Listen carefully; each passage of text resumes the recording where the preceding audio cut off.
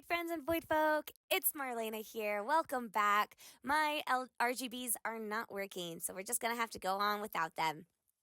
It is a long time coming. This video was originally supposed to be about pen names and the world, but then I decided that I've been teasing about the book for so long that I might as well just go into it, right?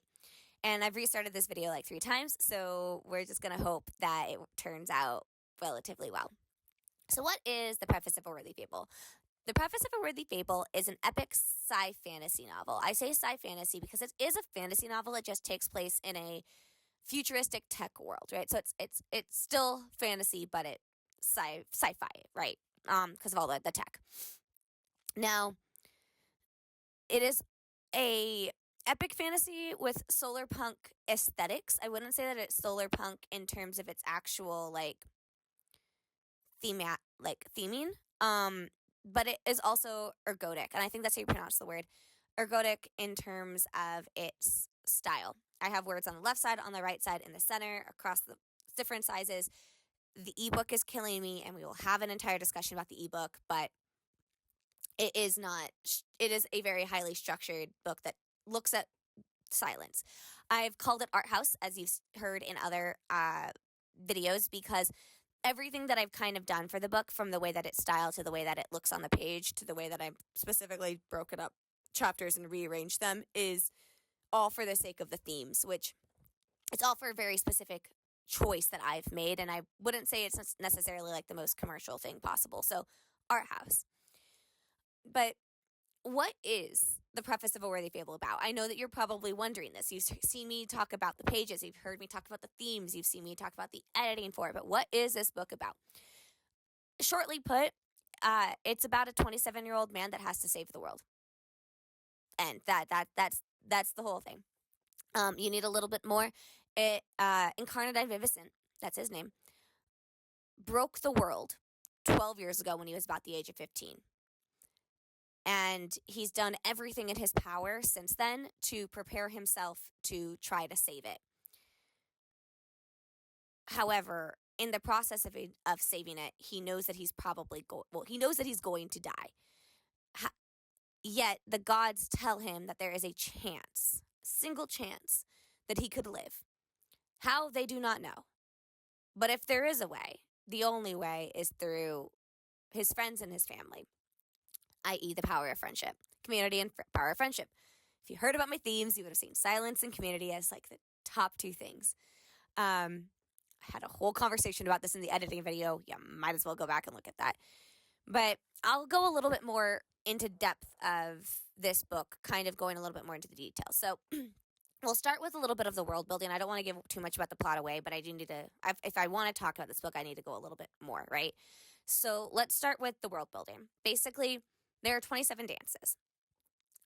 These 27 dances are kind of like a contract between the gods and the mortals. They can be danced however, whenever, but basically once a year, on the last day of the year, 24 of them must start, right? So like they did the dance from 1 to 24. The dances must begin on the last day of the year, but they can end on the first. And all 24 must be danced through. Usually the way that people dance these in the world is that they do the first 6 with one dancer, the next 6 with one dancer, 6 with another dancer, 6 with the last dancer. And then those last 3 dances are usually never completed.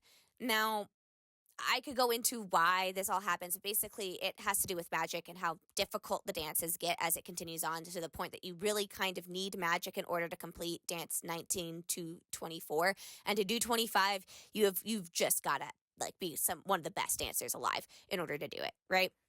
26 is impossible to complete unless you are what is called the chosen child or the apostle. This is because the 26th dance connects the person to the gods and creates a line of divinity. And if you're not divine and you don't have enough power, you will die.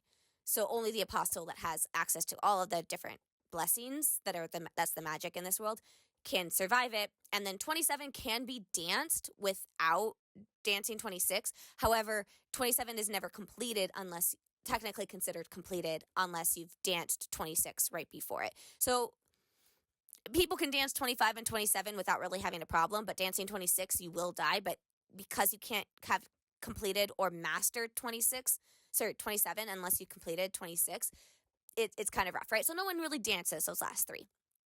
They don't want to die.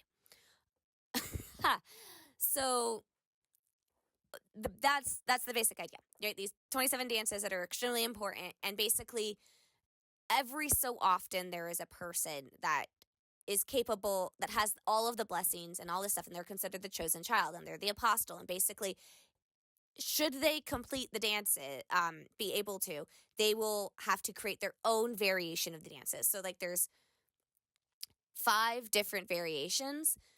Each variation was created by a different dancer. Think of it like a dance, like a single dance, and then it's an interpolation on that dance and an interpolation on the dance, right? They all kind of have the same idea, but they're all also very different. It's kind of difficult to explain, but it's the contract is ultimately what it is. 27 dances, what they look like, the music, the steps kind of change, but otherwise the only real similarity between them is that they have fans and that they're dances.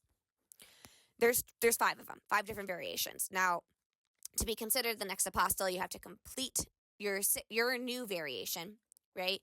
And in completing this new variation, you basically start a whole new world order, and it creates a new like timeline continuum. So instead of like where we have CE, like BCE and CE, they have like 1V and 2V and 3V based off of like when the next variation was made. Capiche? Cool. So our main character, Arna, when he was 15 years old, he was dancing dance 18 at midnight when he got the directive from the gods that he cannot touch a fan at midnight or after if he wants to continue being the apostle. Basically, up until this point, he's been hearing the voices of the gods and been kind of low-key seeing them. And he's like, whoa, I'm the chosen one, so obviously I need to follow what they do. So he drops a fan. And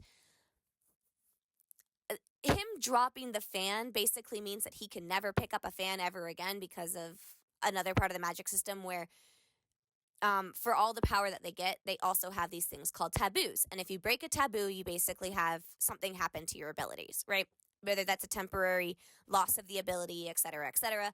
Dropping a fan during a performance on the night of the most important night of the year is like the most taboo thing you can possibly do. So he cannot pick up a fan ever again without losing a blessing.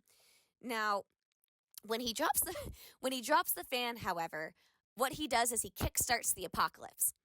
The apocalypse had already kind of low-key been happening in the background because of another chosen that had failed centuries before Arna. But, another person basically solved the problem, basically slapped a massive Band-Aid over it, and got all the mortals into these huge, massive cities. There's only 6 of them that protects them from these massively horrible superstorms outside. Well, Arna dropping the fan basically ripped that bandage right off and jumpstart the apocalypse. He only has 12 years basically to master his own dances, create his own variation, and then basically be able to perform this variation so he can rework the contract and ultimately stop the superstorms. So basically he has to fix the apocalypse, which he knows is happening. No one else knows it's happening, but he knows it's happening. And so, he's worked his entire life off, and the book begins with him getting the directive from the gods again that it's time for him to go home. And he was expecting he would not really go home until a couple weeks before he was going to dance on the night of the night of New Dawn. So now he has a couple of months that he's going to be at home with all of his friends and all of his family and everyone he left behind, and having to face them for the first time in 12 years since he literally ran away at the age of 15. And what does that mean? And the book basically follows Arna as he he kind of already knows, he knows that he's going to die in the process, right? Like, because he knows that every time that he picks up a fan, he loses an ability. He knows that he needs a certain amount of abilities to get through the 26th dance. But he also realizes that he's probably going to lose way too many abilities as he goes through it, and he's going to probably get too injured to survive that dance after, but he knows that he needs to finish dance 27 to solidify everything. He's like, As long as I die after 27, then I've saved the world and everything's fine. The book kind of looks at what it means to sacrifice yourself for your art. How far will you go for the art that matters to you? For Arna, obviously, he's willing to sacrifice his life.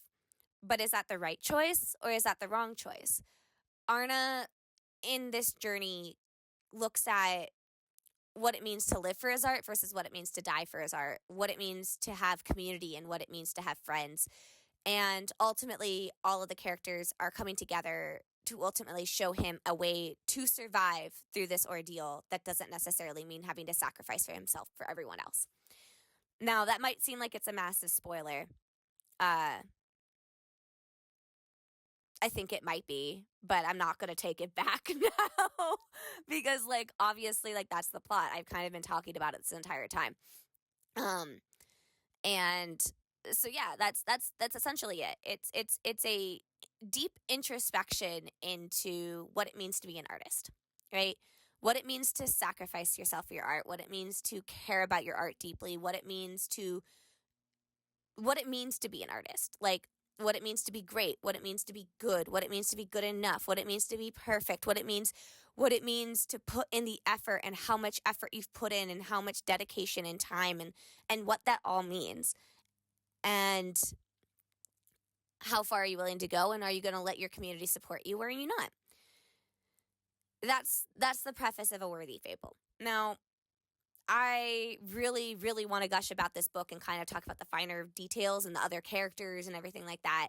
But I don't think I'm going to do that until after the book is out, so it doesn't feel as much like a spoiler, I guess. But the general idea is that, right?